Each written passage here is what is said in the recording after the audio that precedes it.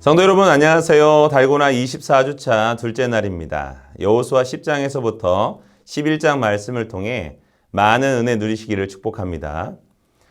어제 우리가 살펴본 대로 기브온은 이스라엘과 화친함으로써 이스라엘의 관할하에 있었습니다. 그런데 기브온은 당시 베델이나 아이성보다 크고 강력했으며 가나안 중심부에 위치하고 있어서 가나안을 남북으로 양분하는 매우 중요한 거점이었습니다. 따라서 기브온의 항복은 가나안 족속들에게 치명적이었습니다. 그 중에서도 기브온에서 가장 가까운 곳에 위치한 예루살렘에게는 심각한 위협이 되었습니다. 이에 예루살렘 왕 아도니세덱은 자신이 속한 아모리 족속의 다른 지역 성읍들과 더불어 군사 동맹을 맺고 이스라엘을 대적하기에 앞서 먼저 배신자이자 주요 거점에 위치한 기브온을 응징함으로써 자신들의 위협을 제거하고자 한 것입니다. 이러한 사실은 악의 무리도 자신을 배신한 자를 그냥 놔두지 않는다는 것을 보여줍니다. 세상에 속했던 자들이 하나님께로 돌아올 때 세상으로부터 온갖 환난과 핍박을 당하는 것도 같은 성격의 것입니다. 하지만 하나님께서는 당신께 돌아와 당신께 속한 자들을 늘 지켜 보호하여 주시기 때문에 성도는 세상에서 환난을 당하나 안전할 수 있습니다. 그럼 이제 본문은 오늘 우리에게 어떠한 교훈을 주는지 살펴보겠습니다. 1절을 보면 예루살렘의 왕 아도니세덱은 하나님의 사람 여호수아의 승승장구하는 과정을 모두 들어서 알고 있었습니다. 그는 여리고 전투에 대한 소식도 알고 있었고 아이성 전투에 대해서도 들어 알고 있었습니다. 그리고 기브온이 이스라엘과 화친한 것도 알고 있었습니다.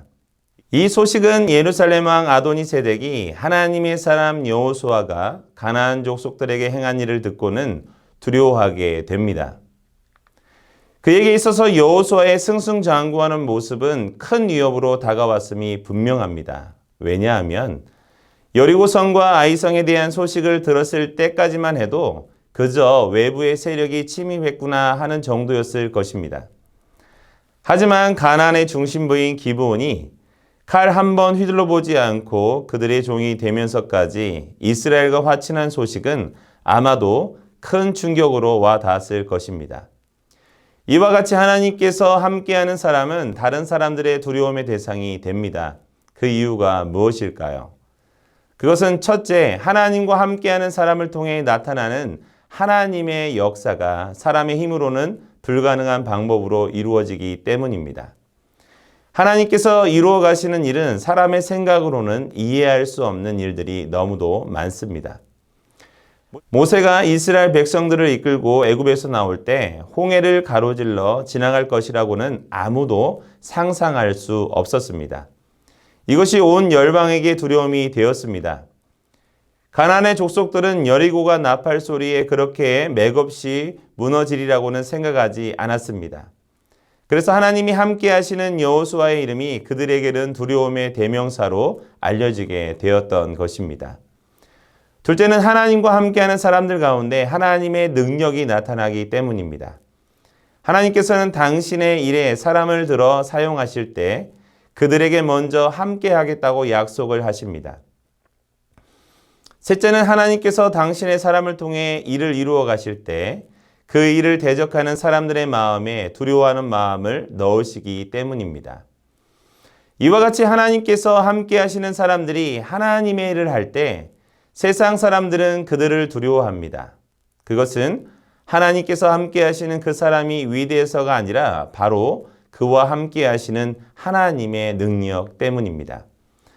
오늘 말씀 40절을 보면 여호수아가 그 온 땅 곧 산지와 네겝과 평지와 경사지와 그 모든 왕을 쳐서 하나도 남기지 아니하고 호흡이 있는 모든 자는 다 진멸하여 바쳤으니 이스라엘의 하나님 여호와께서 명령하신 것과 같았더라 말씀합니다. 이것은 가나안에 생명 있는 모든 것을 죽인 이스라엘의 행위가 그들이 잔혹하고 사악해서가 아니라 하나님의 거룩한 사역을 위임받아 성취한 사역임을 말해주는 것입니다. 하나님께서는 이미 가나안을 정복하기 전에 그들을 멸하시는 이유에 대해 그들이 범죄함으로 그 땅이 더러워졌기 때문이라고 말씀하셨습니다. 성도 여러분, 불신과 우상 숭배로 가득 찬 세상을 하나님이 이전과 같은 방법으로 심판하지 않는다고 하여 원망하거나 방심해서는 안 됩니다. 하나님은 자비하셔서 죄인이 회개할 때까지 오래 참고 기다리시지만, 그러나 끝까지 회개치 않고 하나님이 용납지 않는 죄를 범하는 자에 대해서는 반드시 심판하여 영원한 형벌에 처하실 것입니다. 여호수아 11장을 보겠습니다. 이스라엘의 가나안 북부 지역 정복은 가나안 북부 왕들이 동맹을 맺고 이스라엘을 대적한 것에서부터 시작되었습니다. 이스라엘이 아모리 다섯 왕들의 동맹을 완전히 섬멸하고, 이어 가나안 남부 지역을 완전히 선별하고, 이어 가나안 남부 지역을 완전히 정복했다는 소식은 가나안 북부 지역에 정착해 있던 가나안 족속들에게 큰 충격을 가져다 주었습니다. 이에 가나안 북부 지역의 모든 가나안 왕들은 하솔왕 야빈을 중심으로 하여 동맹을 맺고 이스라엘을 대적하기 위해 메론 물가에 진을 친 것입니다. 이를 소위 가나안 족속들의 2차 동맹이라고 하는데, 이스라엘의 입장에서 보면 가나안 정복의 최대 고비이자 위기였습니다. 그러나 아모리 다섯 왕의 동맹이 그러했던 것처럼 가나안 북부 왕들의 동맹 역시 그들을 한 곳에 집결케 함으로써 이스라엘로 가나안 정복을 손쉽게 하려는 하나님의 섭리의 결과였음을 우리는 여호수아에 대한 하나님의 승리 보장 약속과 이스라엘의 승리를 통해 확인할 수 있습니다. 오늘 말씀 10절에서 15절을 보면 하나님께서는 여호수아와 이스라엘 백성들을 통하여 가나안의 거민들을 완전히 진멸하여 호흡 있는 자들을 하나도 남기지 아니하도록 하셨습니다. 그 이유는 바로 그들의 죄악 때문이었습니다. 사실 하나님께서는 가나안을 향해 이때까지 참으셨습니다. 즉 그들의 죄악이 가득 찰 때까지 기다리신 것입니다. 아마 하나님께서는 돌아오기를 기다리셨을 것입니다. 하나님께서는 가나안 거민을 한꺼번에 진멸하시지 않고 몇 번의 전쟁을 통하여 하나님의 살아계심을 충분히 드러내 주신 것도 그들이 회개하고 그들의 길을 돌이키기를 기다리신 증거로 볼 수 있습니다. 따라서 만일 그들이 회개하고 하나님께 무릎을 꿇었다면 그들은 아마 기브온처럼 모두 살아남았을 것입니다. 하지만 끝내 자신들의 죄의 길에서 돌이키지 않았고 도리어 연합하여 이스라엘을 대적했으므로 하나님은 그들을 향해 진노의 심판을 가하사 진멸시키신 것입니다. 그러므로 성도 여러분, 하나님의 이러한 죄악에 대한 진노의 심판을 기억해야 합니다. 말씀을 통하여 하나님의 심판을 잃어버리지 않도록 해야 합니다. 또한 우리가 우리의 나약함으로 죄악의 자리에 서게 되었을 때에는 즉시 돌아오라는 말씀에 귀를 기울이고 죄악의 자리에서 돌이켜 마음과 영을 새롭게 하여야 합니다.